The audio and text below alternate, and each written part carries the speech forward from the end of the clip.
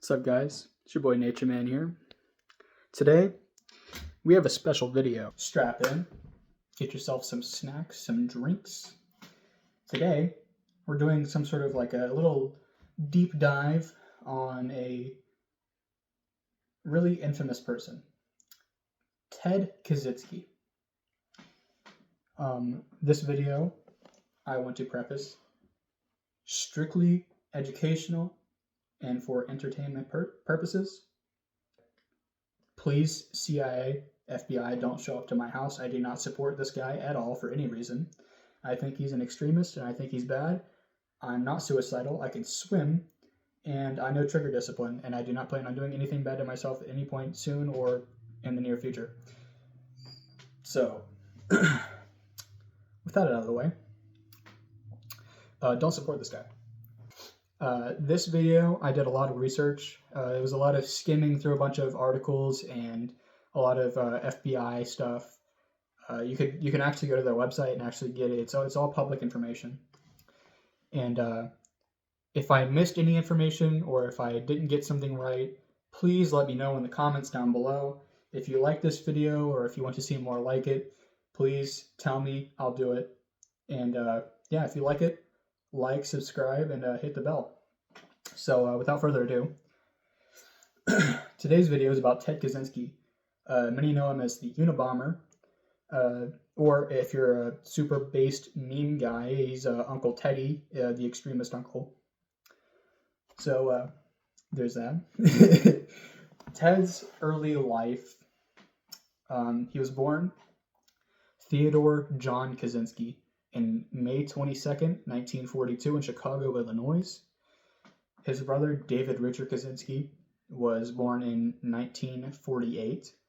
His father, Theodore Richard Kaczynski, was born in 1912. And his mother, Wanda Teresa Kaczynski Dombeck, born in 1917. Ted's father ran a family business. He was a sausage maker.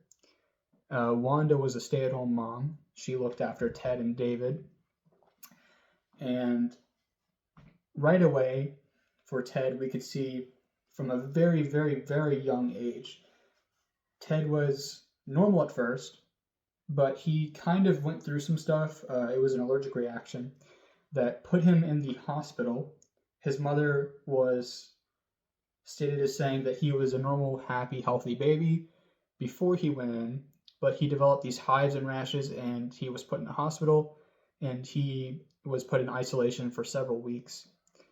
And it's theorized that this had an effect on his mental state and made him a very shy and antisocial person. After that, basically, things were a bit complicated, but he got through them, just like most kids. Ted scored genius level on an IQ test, putting him at an IQ of 167, or around 170. And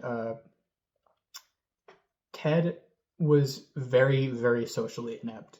He had a very hard time linking with other students and connecting to people on any deeper level than surface level. He had a very hard time having friends, and he spent a lot of time alone.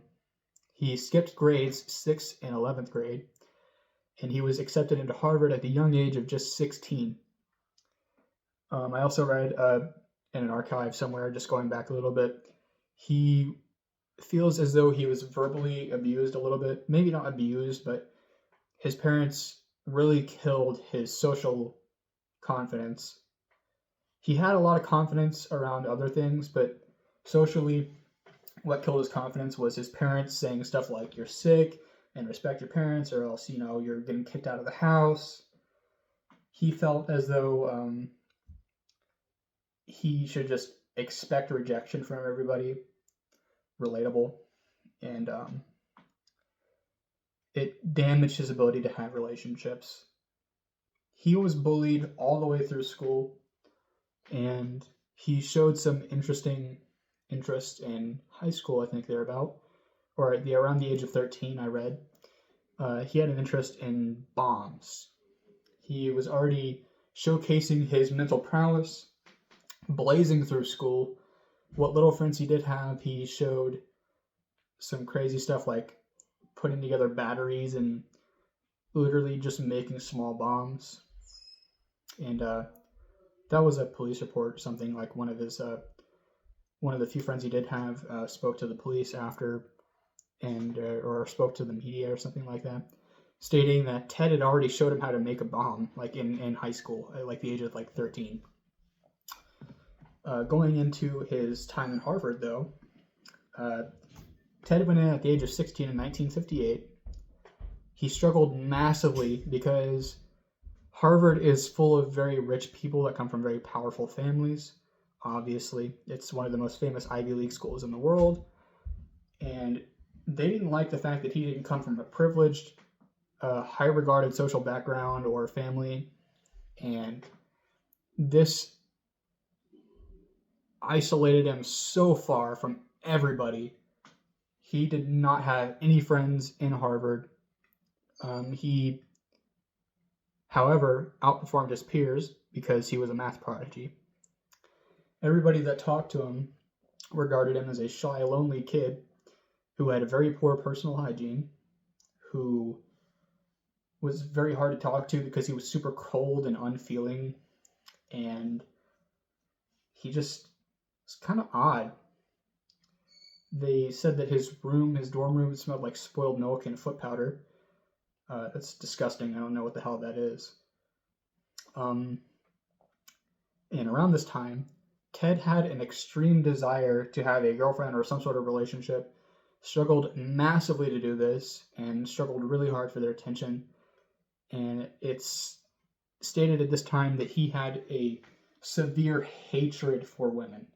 He did not like ladies at all. Like, he was a true cell turbo virgin.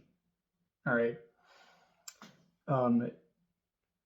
Outside of that, things got really scary for Ted because in 1959, he entered into a very unethical 3-year-long CIA-backed project, also known as MK Ultra. Basically, it was the same sort of treatment that was happening in MK Ultra, but not exactly like that. I think it was just CIA funded and backed.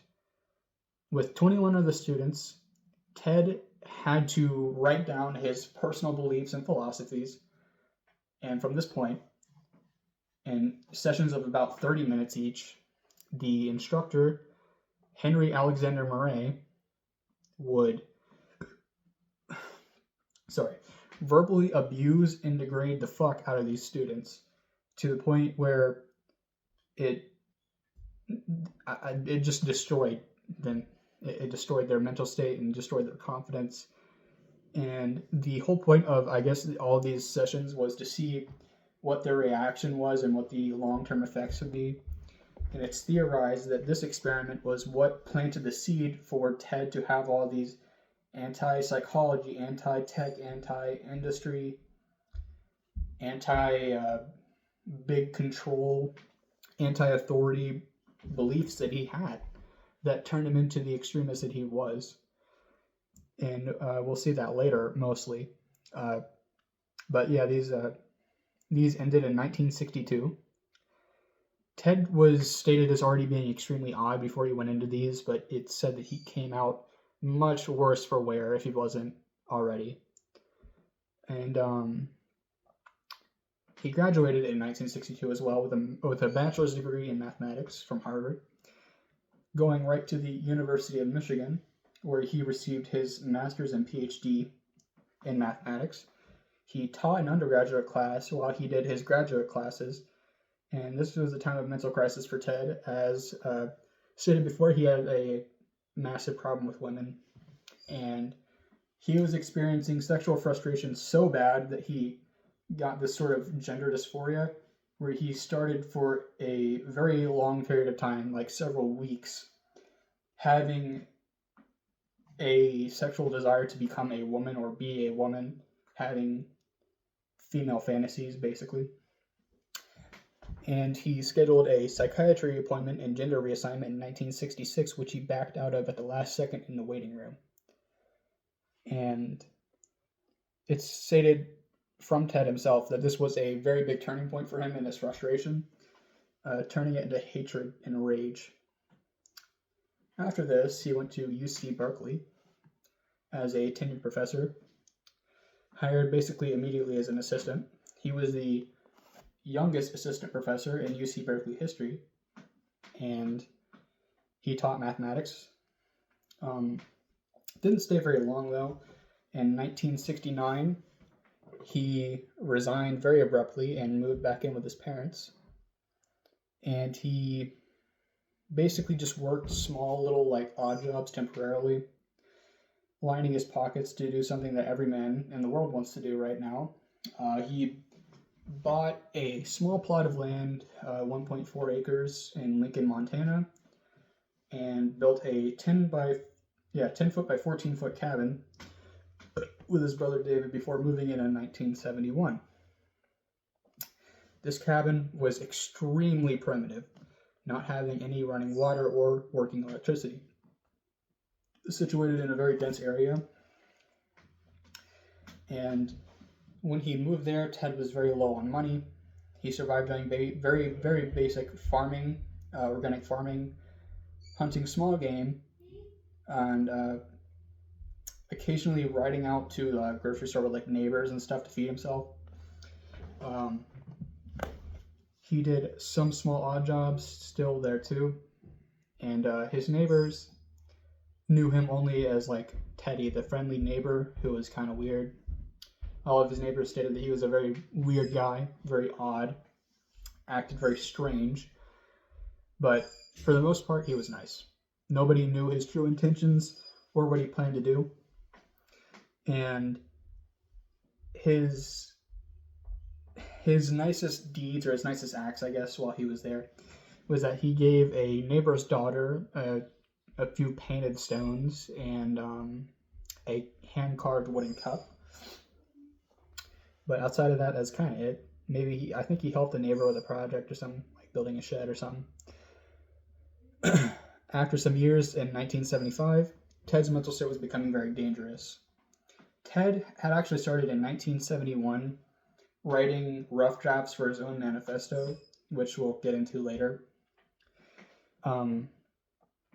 But he felt as though he was encroached upon by the nearby real estate, industrial developments, and logging camps and hunting cabins. So what he did was he started showing some of his true colors. According to some sources, he was influenced by French Christian anarchist philosopher Jacques Ellul, and he began to sabotage, break, and pour sugar into the gas tanks of industrial equipment, cutting engine components, cutting fan belts, and sabotaging oil systems so that all the industrial equipment for the mines and logging camps wouldn't work anymore. He would go out of his way while he was out to destroy and trash hunting cabins or hunting lodges, and he would be disproportionately angry with his neighbors. There was a case once where he was cited to be screaming, yelling, and furious with his neighbor for spraying weeds around his cabin. Well, not around the cabin itself, but around his property. And just around that time too, he was also basically attempting murder by stringing wires between trees on dirt bike trails because he hated people that rode dirt bikes, snowmobiles, and quads and stuff around his cabin and his property. Basically, the point was that whoever was riding through that trail would be knocked off the bike or snowmobile by the wire. I don't know how he didn't get arrested for that because that's pretty crazy. That sounds like it's pretty brutal too. That could really hurt somebody. And just 7 years after moving into this property in 1978, Ted did some experimenting. He started, he didn't start writing, but he was getting further into it. His manifesto called The Industrial Society and Its Future.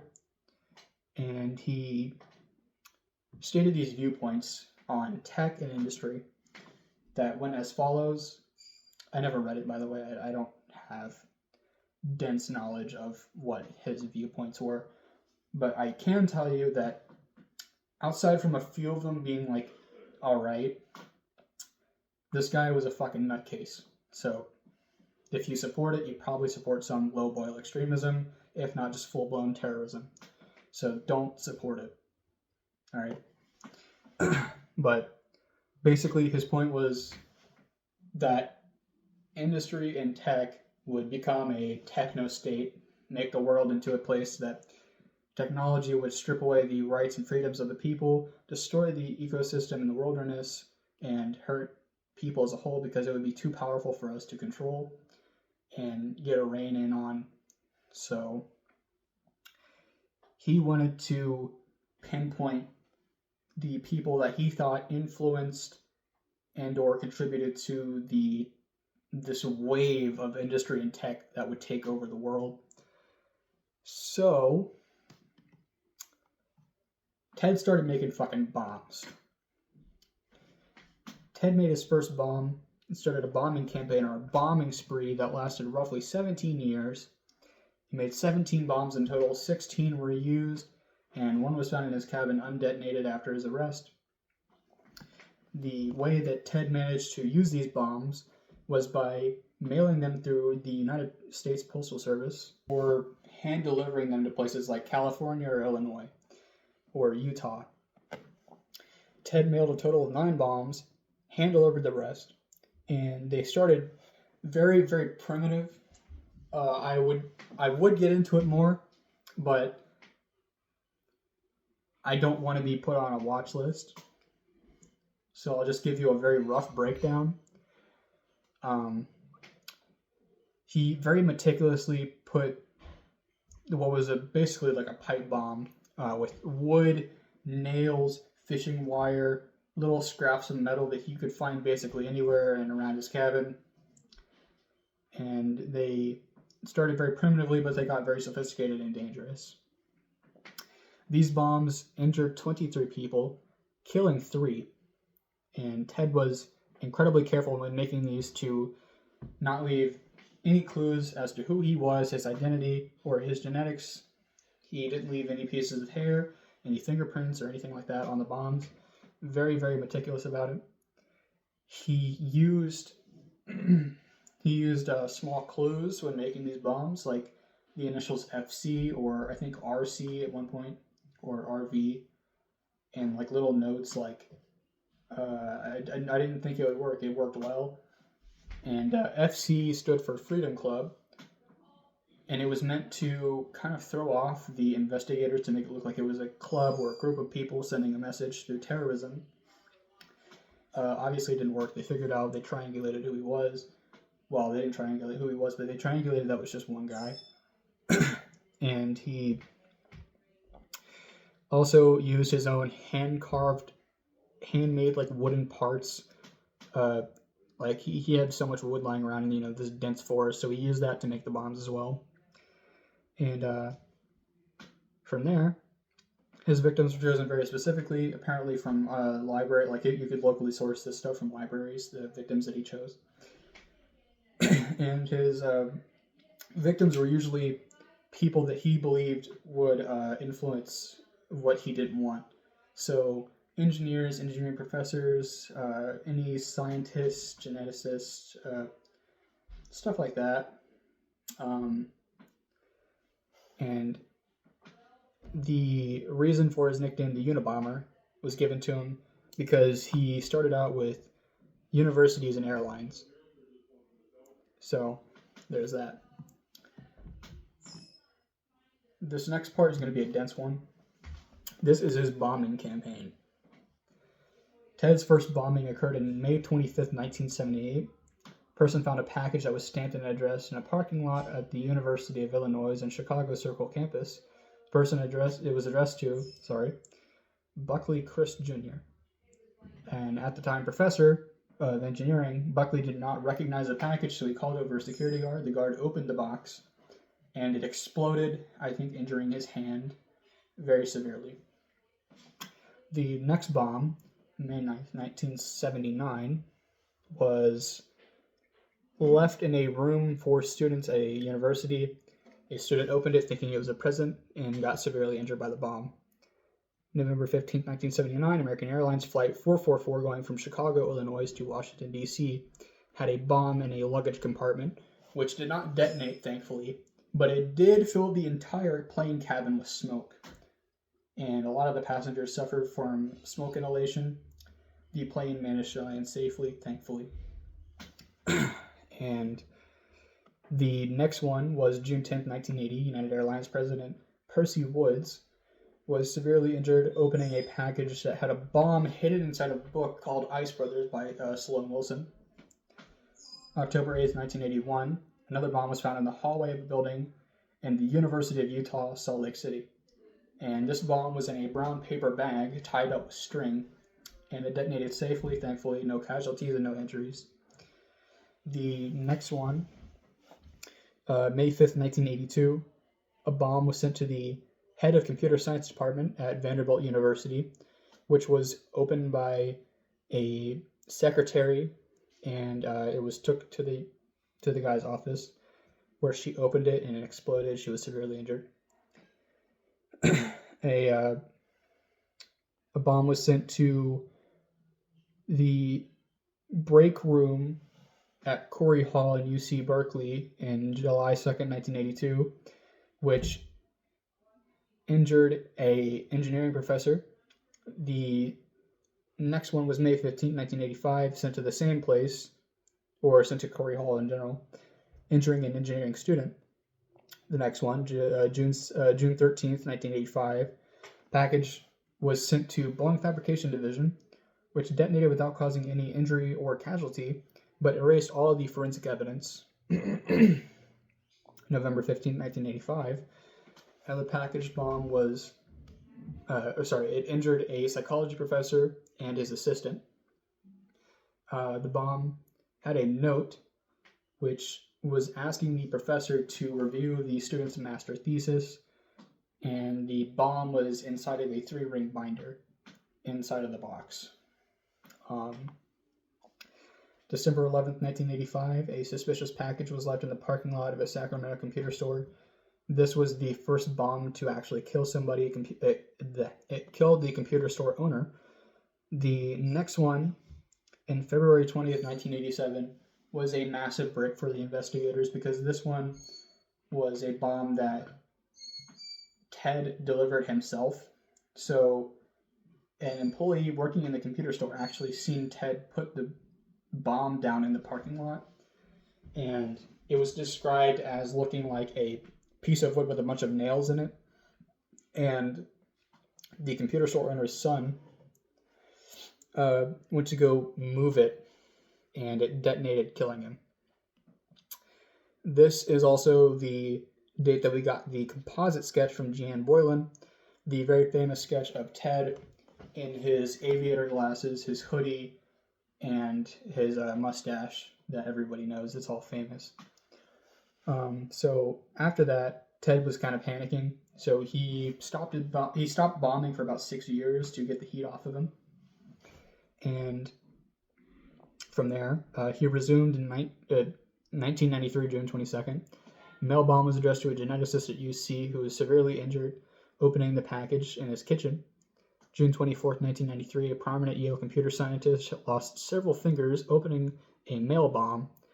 This guy also, by the way, has had some recent news.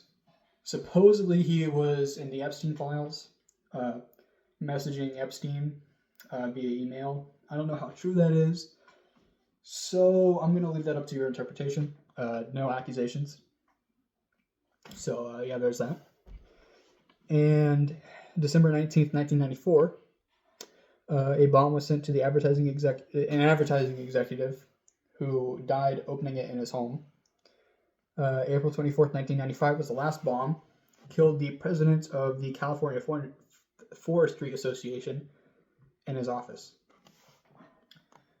Then, in 1995, Ted decided to mail a 35,000-word essay to the New York Times and the Washington Post. This broke down his beliefs and his motives, basically stating that the only way to stop his bombing campaign was to publish his entire manifesto in whole. And this was met by intense hesitation by the New York Post because they didn't want to negotiate with the terrorists. They thought that this would be blasting their platform as a place for terrorists to go, I guess. And from the FBI, they got some encouragement to like, hey, maybe you should listen. So listen to the guy. He said he's going to stop, so we're going to try and publish it, right?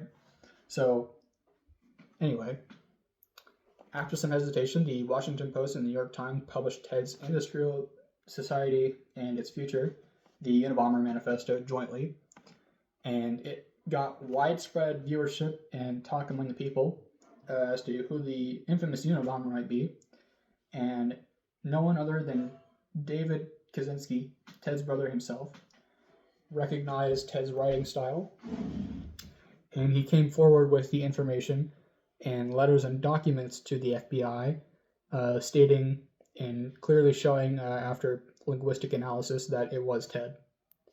From there, it was the end of the line. On April 3rd, 1996, Ted Kaczynski was arrested in or near his cabin in Lincoln, Montana. The investigators were sent to his cabin. They found 40,000 handwritten journal pages, bomb-making experiments, and notes of his crimes, which his last bomb was already it was already made, but it wasn't detonated. It was just ready to be sent out.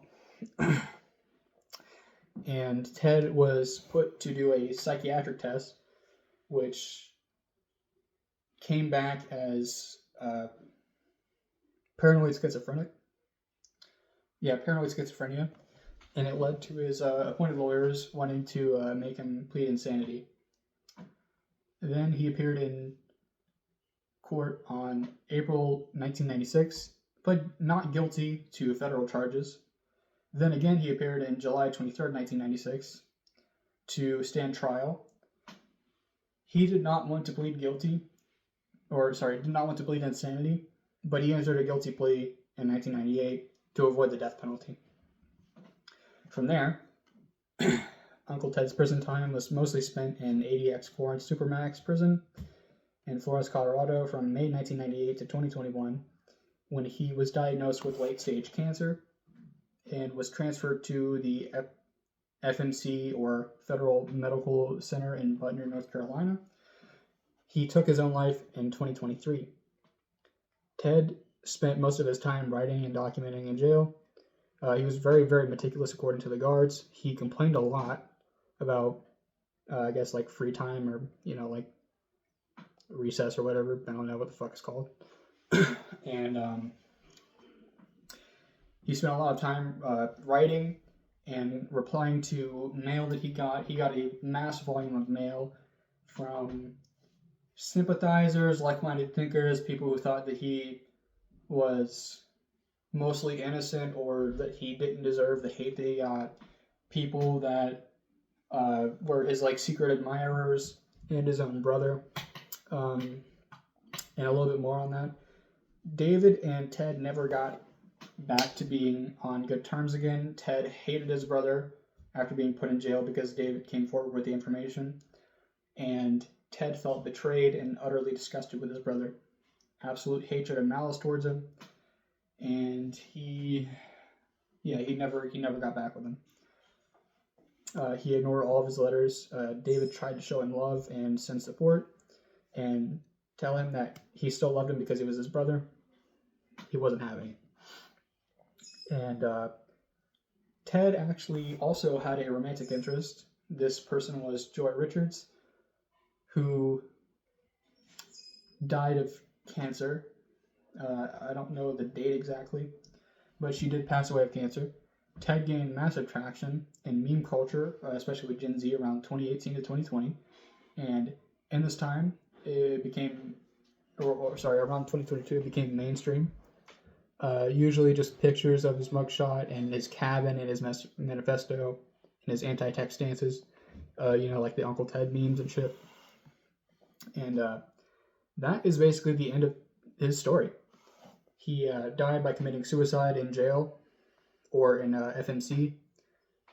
And that's the end of that.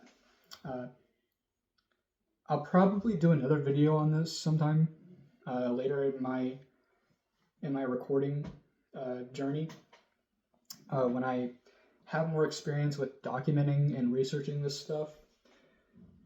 I would love to. I'd love to go a bit deeper on his like relationships with other people at the time. There's also a part that I didn't mention. He was working a job with his brother in Lincoln, Montana, where he had a slight romantic interest that didn't go anywhere. It just led to him making a bunch of weird notes and leaving it around the facility in a rubber making factory. And he got fired. But that was kind of it. And that's kind of it, man. I hope you guys enjoyed. And I hope that I didn't mess up any information too bad. And if I did, feel free to leave it in the comments down below. Please comment, like, subscribe. If you want to see more stuff like this, I'd love to see your guys' suggestions on what I should do. And yeah, that's all for today. See ya.